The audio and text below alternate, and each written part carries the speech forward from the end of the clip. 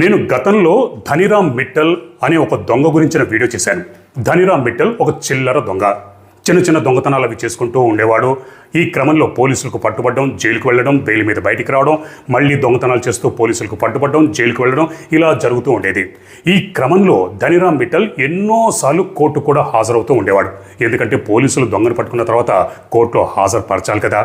ఇలా ధనిరామ్ మిట్టల్ ఎన్నోసార్లు కోర్టుకి హాజరవుతూ ఉండేవాడు. ఇలా హాజరవుతున్న క్రమంలో ధనిరామ్ మిట్టల్ కోర్టు ప్రొసీడింగ్స్ ఇవన్నీ చాలా జాగ్రత్తగా గమనించేవాడు. లాయర్లు ఏ విధంగా వాదించేవారు, ఏ సెక్షన్లు నమోదు చేసేవారు, ఏ సెక్షన్లకి ఎటువంటి శిక్ష పడుతుంది, లాయర్ల వాదనలు విన్న తర్వాత జడ్జి ఎటువంటి తీర్పిస్తాడు, ఇలా కోర్టు ప్రొసీడింగ్స్ మొత్తం అంతా ఆకలింపు చేసుకున్నాడు. ఆ తర్వాత ఒకరోజు నేనే జడ్జినైతే పోలే అని అనుకున్నాడు. అలా జడ్జి కూడా అయిపోయాడు. జడ్జి కుర్చీలో కూర్చున్నాడు.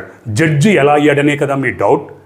జడ్జికి ట్రాన్స్ఫర్ అయిపోతే కుర్చీ ఖాళీగా ఉంది. దాంతో ధనిరామ్ మిట్టల్ దొంగ సర్టిఫికేట్లు అవి సృష్టించి జడ్జి కుర్చీలో కూర్చున్నాడు. తీర్పులు కూడా ఇచ్చేశాడు. ఎంతోమందికి బెయిల్ ఇచ్చాడు, ఎంతోమందికి శిక్షను రద్దు చేశాడు, ఎంతోమందికి శిక్ష విధించాడు. ఇలా 6 నెలల పాటు జడ్జి కుర్చీలో కూర్చుని తీర్పులు ఇచ్చాడు. కోర్స్ ఆ తర్వాత తెలిసిపోయింది వీడు జడ్జి కాదు, ఒక దొంగ అని. ఆ తర్వాత ధనిరామ్ మిట్టల్ మీద కేసు నమోదైంది. చట్టం తన పని తాను చేసుకుపోయింది. కొంతకాలం క్రితమే ధనిరామ్ మిట్టల్ చనిపోయాడు. ఈరోజు నేను చెప్పబోతున్న కథ అంతకు మించిన story. Hello friends, welcome to crime watch with Harshavardhan. ఈ విచిత్రమైన నిజమైన సంఘటన కెన్యా దేశంలో జరిగింది. కెన్యా రాజధాని నైరోబీలో బ్రెయిన్ వేండా అనే యువకుడు ఉండేవాడు. బ్రెయిన్ చిన్నప్పటి నుంచి చాలా ఫాస్ట్గా ఉండేవాడు, చాలా చురుగ్గా ఉండేవాడు. ఏ సబ్జెక్టు మీదైనా సరే అనర్గళంగా మాట్లాడేవాడు, మంచి మాటకారి. ప్రతి సబ్జెక్ట్ మీద పట్టుండేది, వాదించేవాడు, గెలిచేవాడు. బంధువులు, ఫ్రెండ్స్ అందరూ బ్రెయిన్ని చూసి, ఒరే నువ్వు మంచి మాటకారివిరా, అనర్గళంగా మాట్లాడతావు, నీకు ఏ సబ్జెక్టు మీదైనా సరే పట్టుంది అని అంటూ ఉండేవారు. క్రమక్రమంగా పెరిగి పెద్దవాడయ్యాడు, యువకుడయ్యాడు. బ్రెయిన్ చిన్న చిన్న పనులు, చిన్న చిన్న జాబులు అవి చేసుకుంటూ ఉండేవాడు. చిన్నప్పటి నుంచి అందరూ తనని చాలా ఫాస్ట్గా ఉంటావు, మంచి మాటకారివి, ఏ సబ్జెక్ట్ మీదైనా సరే నీకు పట్టుంది, అనర్గళంగా మాట్లాడతావు, వాదిస్తావు అంటూ ఉండేవారు కదా. నేను ఎందుకు లాయర్ అయిపోకూడదు అని ఒక శుభముహూర్తాన్ని అనుకున్నాడు. మరి లాయర్ అవ్వాలంటే లా చదవాలి, బార్ అసోసియేషన్లో మెంబర్షిప్ ఉండాలి, లా సొసైటీలో మెంబర్షిప్ ఉండాలి. ఇలా ఏది కావాలన్నా సరే చదువు ఉండాలి. నేను హైదరాబాద్ సెంట్రల్ యూనివర్సిటీలో థియేటర్ ఆర్ట్స్ జర్నలిజం చదువుకున్నాను. అలాగే ఎవరైనా ఇంజనీరింగ్ కావాలన్నా, డాక్టర్ కావాలన్నా నీట్ ఎగ్జామ్ రాయాలి. అలాగే ఐఏఎస్, ఎంబీసీ కావాలన్నా కూడా సివిల్స్ రాయాలి, పాస్ అవ్వాలి. ఇలా ప్రతి ఉద్యోగానికి, ప్రతి దానికి డిగ్రీ చేసి ఉండాలి. కానీ ఇక్కడ మనోడికి అంత ఓపిక లేదు, ఏజ్ కూడా అయిపోయింది, కానీ లాయర్ కావాలి. మరి లా డిగ్రీ చేతిలో లేదు. దానికి మనోడు ఒక ప్లాన్ వేశాడు. లా సొసైటీ ఆఫ్ కెన్యా అన్న వెబ్సైట్కి వెళ్ళాడు. అందులో ఆ దేశానికి సంబంధించిన ప్రతి లాయరు తమ పేర్లను నమోదు చేసుకొని ఉంటారు. మనోడి ఐడియా ఏంటంటే తన పేరుకు దగ్గరలో ఎవరైనా లాయర్ ఉన్నాడా అని ఆ పోర్టల్లో వెతకడం మొదలుపెట్టాడు. అలా ఆ వెబ్సైట్లో వెతక్క తన పేరుకు దగ్గరగా ఉన్న ఒక లాయర్ పేరు కనిపించింది. ఆ లాయర్ పేరు ఏంటంటే బ్రెయిన్ వేండా డ్విగా. మనోడి పేరేమో బ్రెయిన్ వేండా, కాకపోతే కొద్దిగా ఎక్స్టెన్షన్ డ్విగా ఉంది.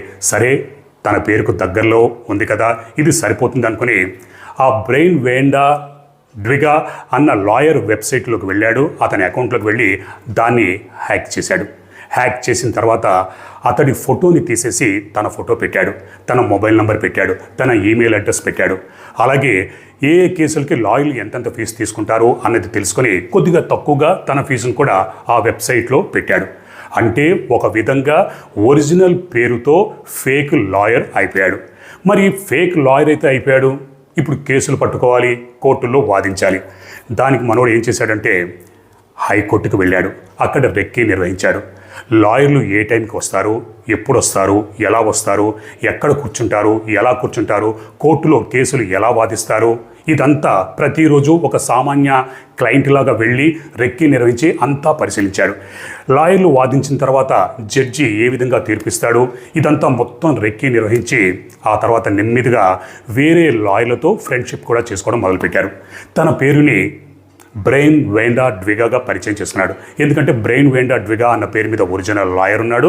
ఆ పేరు మీదే తనని పరిచయం చేసుకుని నెమ్మదిగా వాళ్ళ ప్రాపకం సంపాదించడం మొదలుపెట్టాడు. ఇక కేసులు వాదించాలి. దానికోసం మొదట్లో చిన్న చిన్న కేసులు వాదించి తర్వాత క్రమక్రమంగా అభివృద్ధి చేసుకుందాం అనుకున్నాడు. అలా ఒక కంపెనీలో జాయిన్ అయ్యాడు. మొదట్లో ఫైనాన్స్ కేసులు అవి వాదిద్దాం అనుకున్నాడు, కానీ మనోడికి ఫైనాన్షియల్ కేసుల మీద పెద్దగా ఇంట్రెస్ట్ లేదు. క్రిమినల్ కేసులు అంటే మనోడికి చాలా ఇంట్రెస్ట్. దాంతో ఏదైనా సివిల్ కేసులు, చిన్న చిన్న కేసులు పట్టుకొని క్లయింట్లను పట్టుకుని ఆ కేసులు వాదిద్దాం అని అనుకున్నాడు. అలా ఒక సివిల్ కేసును మొత్తానికి మనోడు పట్టుకున్నాడు. కోర్టులో వాదించాడు. అదృష్టం బాగుండి ఆ కేసు గెలిచాడు. ఆ తర్వాత మరో క్లయింట్ని పట్టుకున్నాడు, మరో కేసును పట్టుకున్నాడు, అది వాదించాడు, అది కూడా గెలిచాడు. అలా వరుసగా 10-12 కేసులు మనోడు గెలిచాడు. గెలిచిన తర్వాత ఇక క్రిమినల్ కేసులు గెలవాలన్న ఆలోచన మనోడికి వచ్చింది. ఎందుకంటే ఆ సబ్జెక్టు మీద మనోడికి చాలా పట్టుంది, ఇంట్రెస్ట్. ఇక్కడ బ్రెయిన్ వేండా ఏం చేసేవాడంటే ఏదైనా కేసు టేకప్ చేసే ముందు దాని గురించి పూర్తి పరిశీలన చేసేవాడు. మొత్తం అంతా అవగాహన చేసుకుని ఆ కేసులో ఉన్న loop holes, minus points, plus points, negative positive points ఇవన్నీ తెలుసుకుని కోర్టులో వాదించేవాడు, గెలిచేవాడు. ఎలా వాదించేవాడంటే ఎదుటి పక్షం లాయర్లు కూడా మంత్రముగ్ధులు అయిపోయేంతగా వాదించేవాడు. మనోడు వాదన తీరుకు జడ్జి కూడా తీర్పులు చక్కగా మనోడి వైపే ఇచ్చేస్తూ ఉండేవారు. అలా 10-12 కేసులు వరుసగా గెలిచాడు. ఒకసారి గెలిచిన కేసుతో మనోడి పేరు కెన్యా మొత్తం మారుమోగిపోయింది. ఆ కేసు ఏంటంటే ఒక వ్యక్తికి 21 సంవత్సరాల జైలు శిక్ష పడింది. లోయర్ కోర్టు జైలు శిక్ష విధించింది. ఆ వ్యక్తి హైకోర్టులో అప్పీల్ చేసుకున్నాడు. ఆ కేసుని మనోడు టేకప్ చేశాడు. ఎందుకంటే ఆ వ్యక్తి కేసుని టేకప్ చేయడానికి ఏ లాయర్ కూడా ముందుకు రాలేడు. ఎందుకంటే ఆ కేసు దాదాపుగా 100% ఓడిపోయే కేసు. హైకోర్టులో కూడా అతడికి 21 సంవత్సరాల జైలు శిక్ష పడుతుంది. ఇక్కడ మనోడికి అటువంటి కేసులు తీసుకోవాలన్న ఇంట్రెస్ట్ బాగా ఎక్కువ. ఏ లాయర్ అయితే కేసులు టేకప్ చేయడో అటువంటి కేసులు తీసుకుని గెలవాలి అన్న కోరిక ఉండేది. ఎందుకంటే మనోడు బాగా స్టడీ చేసి మొత్తం అంతా అవగాహన చేసుకుని కేసుల్ని కోర్టులో వాదిస్తాడు. ఆ కేసుని టేకప్ చేశాడు, హైకోర్టులో వాదించాడు, గెలిచాడు. దాంతో మనోడి పేరు కెన్యా మొత్తం మారుమోగిపోయింది. అలా వరుసగా 26 కేసులు వాదించి గెలిచాడు. దాంతో బ్రెయిన్ వేండా డ్విగా అన్న పేరు కెన్యా మొత్తం మారుమోగిపోయింది. కేసుల్ని ఎంత అద్భుతంగా వాదించేవాడంటే ఎదుటిపక్షం లాయర్లు కూడా మెచ్చుకునే అంతగా. కానీ 2023 సంవత్సరంలో కథ అడ్డం తిరిగింది. ఒరిజినల్ లాయర్ ఎవరైతే ఉన్నాడో బ్రెయిన్ వేండా డ్విగా ఇక్కడ 3 సంవత్సరాలకోసారి మెంబర్షిప్ని రెన్యువల్ చేసుకోవాల్సి ఉంటుంది. దాంతో ఒరిజినల్ లాయర్ తన మెంబర్షిప్ని రెన్యువల్ చేసుకోవడం కోసం తన వెబ్సైట్లో లాగిన్ అవ్వడానికి ప్రయత్నించాడు. కానీ మనోడేమో ఆ వెబ్సైట్ని హ్యాక్ చేశాడే. ఇక్కడ ఒరిజినల్ లాయర్ ఎంత ప్రయత్నించినా కూడా లాగిన్ అవ్వలేకపోతున్నాడు. దాంతో లా సొసైటీ ఆఫ్ కెన్యాలో కంప్లైంట్ ఇచ్చాడు. సార్, నేను నా వెబ్సైట్లో లాగిన్ అవుదామని ఎంత ప్రయత్నించినా కూడా, పాస్వర్డ్ పెట్టినా కూడా నేను లాగిన్ అవ్వలేకపోతున్నాను అని కంప్లైంట్ ఇవ్వడంతో లా సొసైటీ ఆఫ్ కెన్యా పరిశీలించి ఒక్కసారిగా షాక్ అయింది. ఎందుకంటే ఇక్కడ ఒరిజినల్ పేరు అలాగే ఉంది, బ్రెయిన్ వేండా డ్విగా, కానీ ఫోటో మాత్రం వేరే వాళ్ళది ఉంది, ఫోన్ నెంబర్ వేరే వాళ్ళది, ఈమెయిల్ వేరే వాళ్ళది ఉంది. దాంతో ఒరిజినల్ లాయర్ కూడా కంగుతున్నాడు, ఇదేంట్రా బాబు, నా ప్లేస్లో వేరేవాడు ఎవడున్నారని. దాంతో లా సొసైటీ ఆఫ్ కెన్యా విచారించింది, మనోడిని పిలిపించింది. ఒరే బాబు, నీ సర్టిఫికెట్లు అవి చూపించంటే మనోడి దగ్గర సర్టిఫికెట్లు ఉన్నాయి, కానీ అవన్నీ డూప్లికేటే.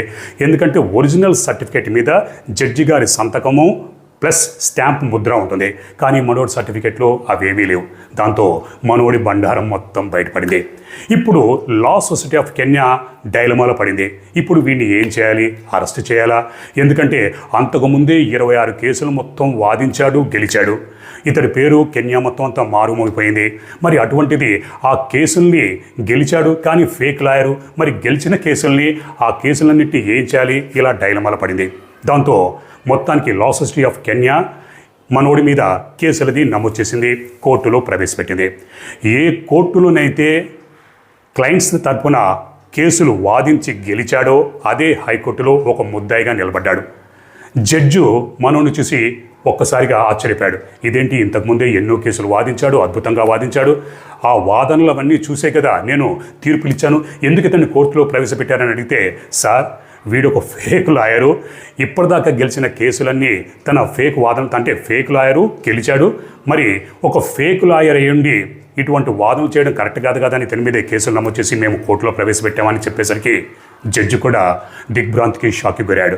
ఆ తర్వాత జడ్జి మనోడిని చూసి, ఒరే, నువ్వు వాదనలు ఆ తీరు అదంతా చూసి నేనే మెస్మరేజ్ అయ్యి ఇంప్రెస్ అయ్యి నీకు అనుకూలంగా ఎన్నో తీర్పులు ఇచ్చానే, అటువంటిది నువ్వే ముద్దాయిగా ఈ కోర్టులో నిలబడ్డావా?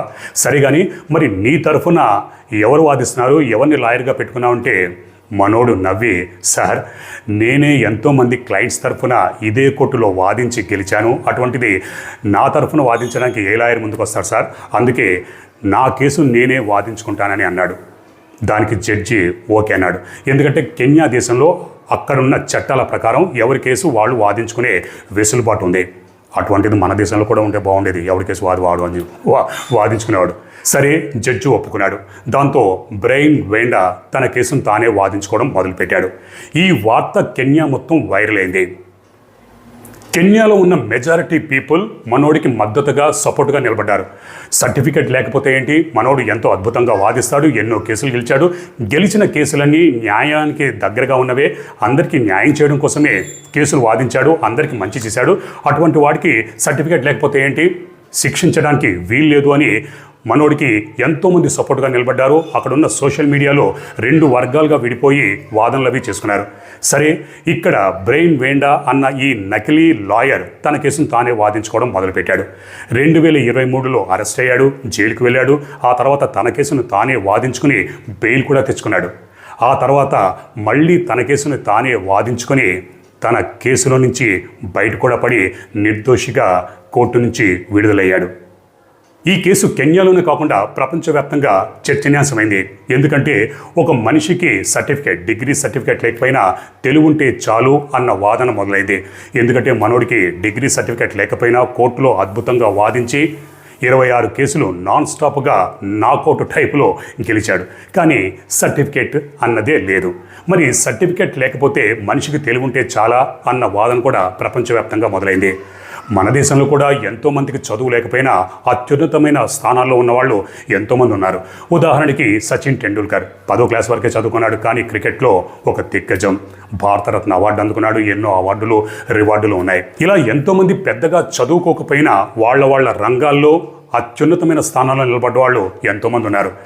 10th వరకు చదువుకొని వాళ్ళు, ఇంటర్ ఫెయిల్, డిగ్రీ ఫెయిల్ అయిన వాళ్ళు, సినిమా రంగంలో స్టార్లు, సూపర్ స్టార్లుగా వెలిగిన వాళ్ళు ఎంతమంది ఉన్నారో మనకందరికీ తెలియదా?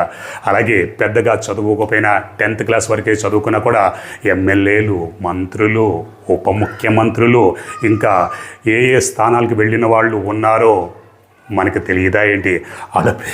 వాళ్ళ పేర్లు నేను చెప్పాలా? మళ్ళీ చెప్తా అదొక తంట. మీకు తెలియదా? మీకు తెలుసు కదా వాళ్ళెవరో. ఇలా చదువుతో పని లేదు, తెలివి ఉంటే చాలు అన్నది ఒకవైపు అయితే, ఎందుకంటే ఒకరి ఐడెంటిటీని దొంగిలించి పేరు తెచ్చుకోవడం అంత మంచి పద్ధతి కాదు. ఇప్పుడు ఈ కేసులోనే ఎవరైతే ఒరిజినల్ లాయర్ ఉన్నాడో బ్రెయిన్ వేండా ద్విగా, అతని ఐడెంటిటీని మనోడు దొంగిలించి 26 కేసులు గెలిచాడు, కరెక్టే. కానీ ఒరిజినల్ లాయర్ పరిస్థితి ఏంటి? తన ఐడెంటిటీని దొంగిలించాడు, తన పేరు మీదే మొత్తం పాపులర్ అయ్యాడు.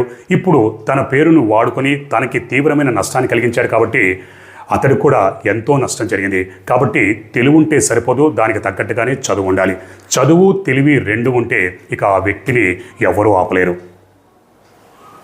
బ్రెయిన్ వేండా మీద కొన్ని డాక్యుమెంటరీలు, కొన్ని వెబ్ సిరీస్ ఇవన్నీ కూడా కెన్యా దేశంలో తయారయ్యాయి.